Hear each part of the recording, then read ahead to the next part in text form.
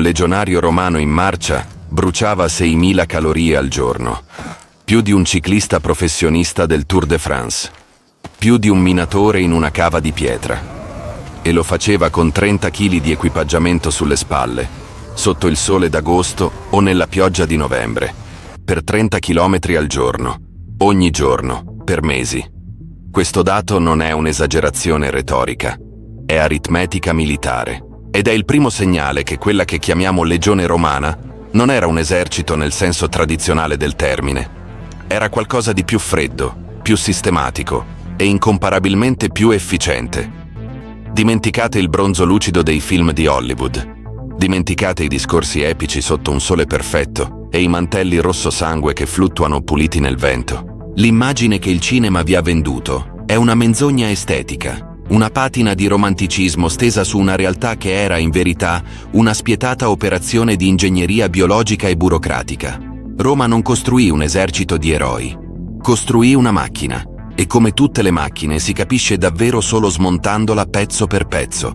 Oggi faremo esattamente questo. Non parleremo di gloria, ma di calorie, di carichi di rottura dei materiali e di condizionamento psicologico basato sul terrore calcolato. Analizzeremo come un contadino analfabeta o un disperato dei Suburra venisse smontato e riassemblato per diventare lo strumento di precisione più letale del mondo antico.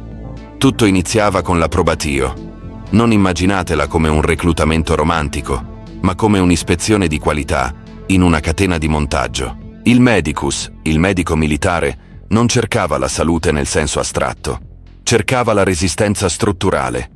Gli occhi dovevano essere acuti per calcolare distanze di lancio e identificare irregolarità nel terreno a 300 metri. La struttura ossea veniva valutata per sostenere carichi costanti. Un uomo con le ossa sottili era uno scarto di produzione. Un uomo con la vista debole era un componente difettoso. Veniva respinto con la stessa indifferenza con cui si butta via un bullone fuori misura. Una volta superata l'ispezione, l'uomo cessava di esistere come individuo. Riceveva il signaculum, una piccola placca di piombo o bronzo portata al collo. Non era una medaglia, era un numero di serie. In quel momento, il cittadino moriva e nasceva la proprietà dello Stato. Il suo corpo non apparteneva più a lui, ma al fisco imperiale. Se quel corpo si fosse danneggiato per negligenza, sarebbe stato tecnicamente un crimine contro la proprietà pubblica. Il nome del soldato veniva iscritto nel tabularium della legione. Da quel momento lo Stato sapeva dove eri, cosa facevi, quanto costavi e quanto valevi. Poi cominciava la distruzione dell'identità. Non metaforicamente, letteralmente. Il recluta veniva rasato, spogliato dei vestiti civili, equipaggiato con una tunica identica a quella di tutti gli altri. E qui inizia già qualcosa di straordinario. Le caligae, i sandali militari, non erano semplici scarpe. Erano costruite con suole di cuoio spesse 3 centimetri, chiodato con bulloni di ferro sul fondo. In combattimento ravvicinato, un calcio con le caligae poteva spezzare dita, polpacci o frantumare il cranio di un nemico già a terra. Il sandalo era già un'arma. Ogni elemento dell'equipaggiamento aveva una funzione primaria e almeno una funzione secondaria. Niente era lì per caso. Nei primi giorni, la routine era progettata per annichilire il senso del sé. Sveglia prima dell'alba, ordini urlati, punizioni collettive per le mancanze del singolo. Non perché i centurioni fossero necessariamente sadici, ma perché il gruppo doveva imparare una verità operativa fondamentale. La tua sopravvivenza dipende dall'uomo alla tua sinistra e dall'uomo alla tua destra, non dalla tua bravura individuale. Il vitis, il bastone di vite che ogni centurione portava, non era un simbolo, era uno strumento di correzione immediata, un errore in formazione, basto, una risposta lenta a un ordine, basto. Pavlov aveva teorizzato il condizionamento secoli dopo. Roma lo applicava già nel fango dei campi di addestramento. Poi veniva la marcia, 30 chilometri al giorno a passo regolare con il pieno equipaggiamento. La lorica amata, La cotta di maglia, che fu l'armatura standard per la maggior parte della storia della legione, capace di assorbire fendenti e resistere alle frecce con una flessibilità che la segmentata non aveva, più lo scudo, la lancia, l'elmo, gli attrezzi da campo, le vettovaglie per 3 giorni e i pali per la palizzata. Il soldato romano portava tra i 25 e i 40 kg. Veniva chiamato, con ironia quasi affettuosa, il mulo di Mario, muli mariani, in onore del console Gaio Mario che nel secondo secolo a.C. aveva riformato l'esercito e introdotto questo sistema. Quella marcia non era un esercizio fisico, era una selezione naturale continua e brutale. Chi non reggeva veniva escluso. Chi reggeva, dopo settimane e mesi, sviluppava qualcosa che non era semplice resistenza. Era una fiducia cieca nel proprio corpo e nel corpo del compagno. Quando arrivi in un campo nemico dopo 30 km con 30 kg sulle spalle e prima di dormire devi ancora costruire un castrum con fossato e palizzata, capisci cosa sei capace di fare e smetti di avere paura di quasi tutto il resto. La dieta era carburante, non piacere. L'80% delle calorie veniva dal frumento, bollito in una pappa densa chiamata pulse, oppure cotto in gallette dure che duravano settimane, legumi, olio, posca, aceto diluito nell'acqua, che serviva anche a neutralizzare i batteri nelle fonti contaminate. La carne compariva con meno regolarità di quanto il mito suggerisce. L'obiettivo non era il benessere del soldato, era la performance del componente. Un legionario doveva essere efficiente come un motore, non contento come un uomo. Le armi erano il prodotto finale di tutto questo sistema, e capire come funzionavano davvero cambia completamente la visione di cosa fosse il combattimento romano. Il pilum non era una lancia. Era un proiettile cinetico monouso, progettato con un'ingegneria di rottura programmata. La punta era di ferro temperato, ma il collo della lancia era di ferro dolce. Questa non era una negligenza produttiva. Era una scelta tecnica deliberata. Quando il pilum colpiva uno scudo nemico, il collo di ferro morbido si piegava sotto il peso del manico di legno. Risultato: lo scudo diventava inutilizzabile, appesantito da un ferro deformato che non poteva essere estratto in tempo utile. Il nemico era costretto a gettare lo scudo, rimanendo esposto davanti alla linea dei gladi romani. Era un sabotaggio tecnico del sistema difensivo avversario, eseguito prima ancora che iniziasse il vero scontro fisico. Il gladius era l'altra metà di questa equazione. Non è una spada da duello, è un bisturi da macelleria sistematica.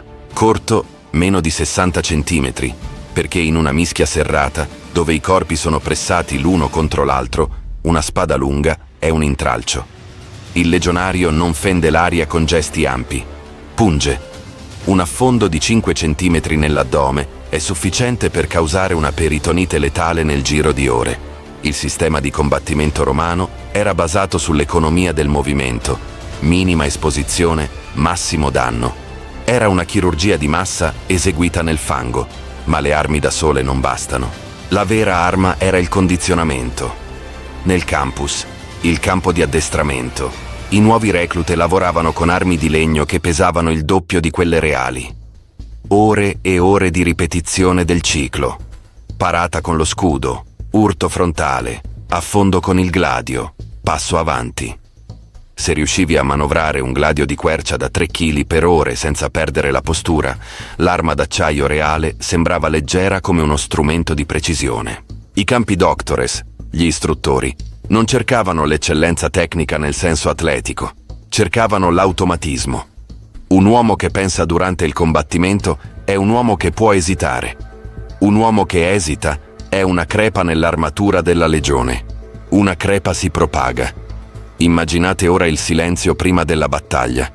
Non c'erano urla disordinate. C'era il suono metallico di migliaia di uomini che controllavano fibbie, il ritmo sordo delle caligae sul terreno, il cigolio del cuoio sotto il peso degli scudi. Lo scutum, lo scudo romano, pesava quasi 10 kg. Non era pensato solo per difendere. Veniva usato per colpire al volto, per spostare il baricentro dell'avversario, per creare lo spazio di 30 centimetri necessario affinché il gladius potesse scivolare tra le costole. In quello spazio ristretto, a distanza zero, tra sudore e respiro pesante e odore di ferro. L'addestramento meccanico prendeva il sopravvento sulla biologia. Il soldato non decideva. Eseguiva il ciclo. Mentre il nemico, spesso una tribù celtica o germanica, cercava l'estasi guerriera attraverso il rumore e la frenesia collettiva, il legionario rimaneva in un silenzio clinico. Era un tecnico che avviava una procedura operativa. Non c'era odio, solo l'applicazione di un protocollo collaudato. E questo squilibrio psicologico era già metà della vittoria. La disciplina che rendeva possibile tutto questo non si basava sul rispetto. Si basava sul terrore sistemico, razionale e freddo.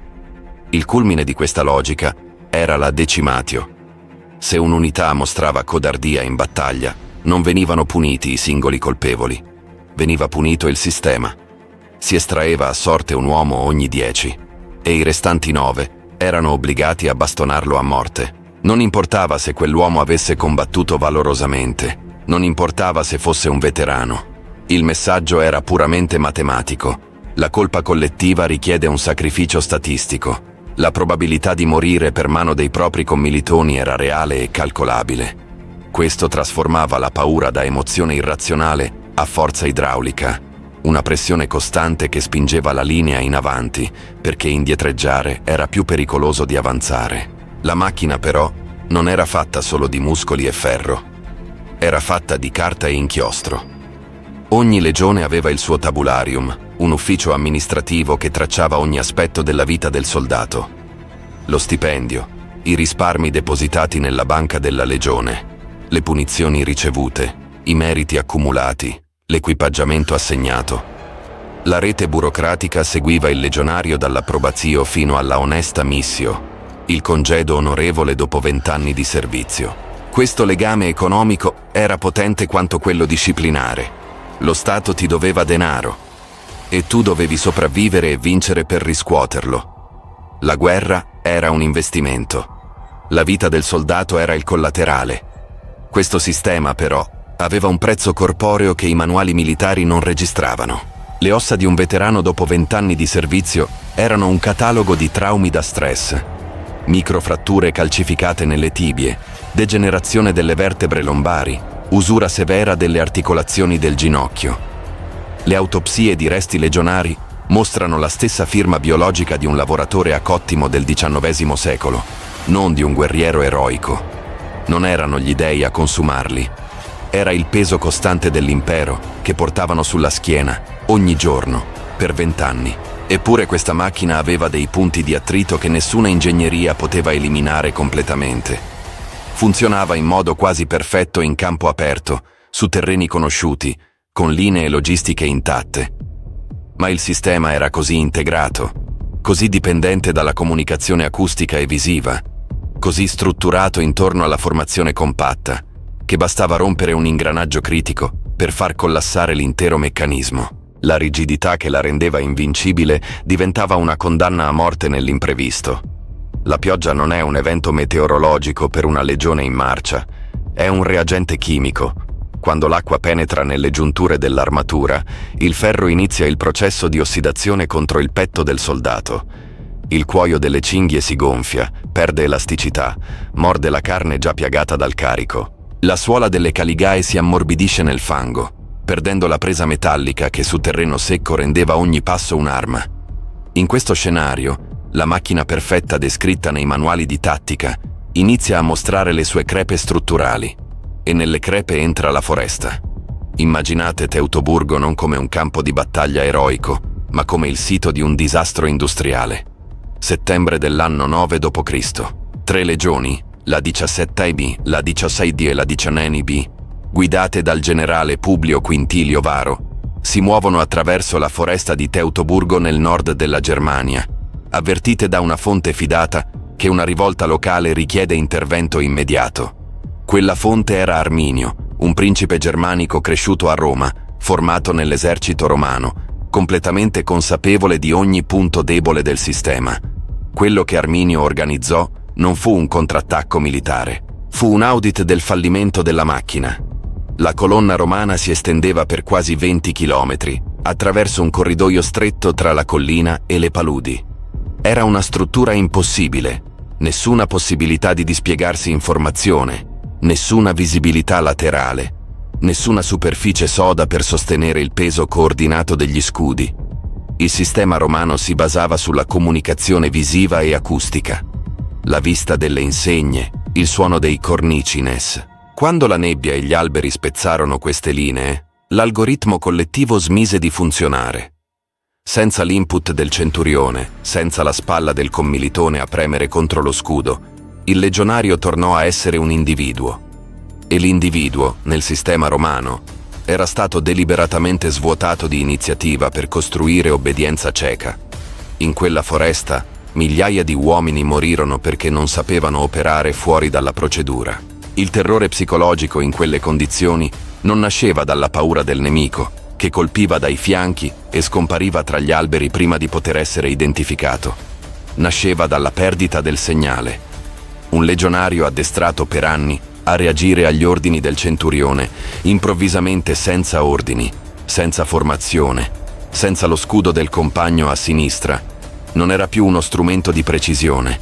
Era un uomo, e un uomo solo in un bosco buio, con le dita intorpidite dal freddo e le caligae affondate nel fango, con le ferite che si infettano e il cibo che è finito, smette di essere invincibile, smette di credere nel sistema che lo ha costruito.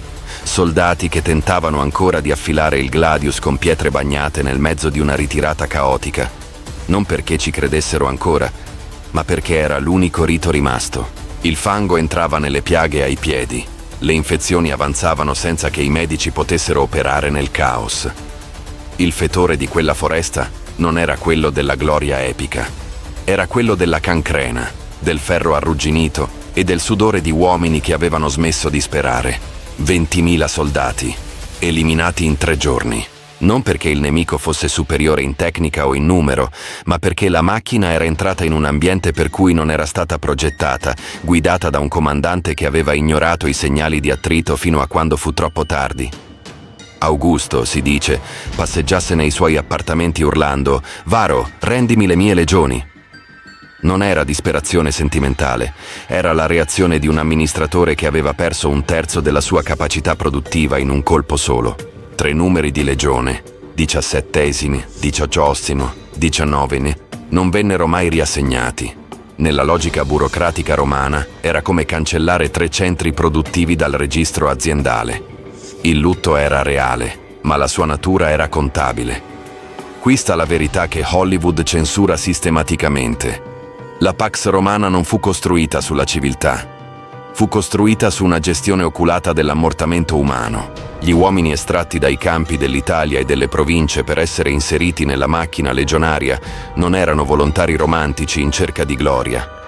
Erano lavoratori sottratti al ciclo produttivo della terra, riassemblati come componenti di un sistema che li avrebbe consumati e sostituiti, esattamente come oggi si sostituisce un modulo difettoso in una linea di produzione. Il legionario è il prototipo di qualcosa che riconosciamo, non il guerriero, ma il lavoratore. Un'unità intercambiabile in un organigramma che non può fermarsi, addestrata a eseguire procedure standardizzate senza fare domande, motivata da una combinazione di paura e incentivo economico, consumata gradualmente dal sistema che dice di proteggerla. La standardizzazione dei processi, la sottomissione della biologia ai ritmi della produzione, l'idea che un uomo valga quanto la sua funzione nel sistema, queste non sono invenzioni moderne, sono eredità romane. Quando visitate i resti di un castrum o guardate un reperto in un museo, non vedete archeologia, vedete i resti di una catena di montaggio che ha smesso di girare. Le lapidi dei legionari non sono omaggi al valore individuale, sono registri di inventario, asset che hanno esaurito la loro utilità operativa e sono stati catalogati fino alla fine. Roma non dimenticava i suoi soldati, li archiviava, ma il finale di questa storia non è nichilismo, è riconoscimento. Le ossa dei legionari, deformate dal carico e consumate dal protocollo, continuano a raccontare qualcosa di preciso. Raccontano che ogni sistema di potere nella storia dell'umanità ha trovato un modo per convincere gli individui a portare il peso collettivo sulle proprie spalle, descrivendolo come dovere, onore o destino. Riconoscere il meccanismo non significa smettere di marciare. Significa sapere, almeno, a quale ritmo stai marciando e chi ha scritto la musica. La dissezione è finita, ma le domande che lascia aperte sono più urgenti della macchina che abbiamo appena smontato.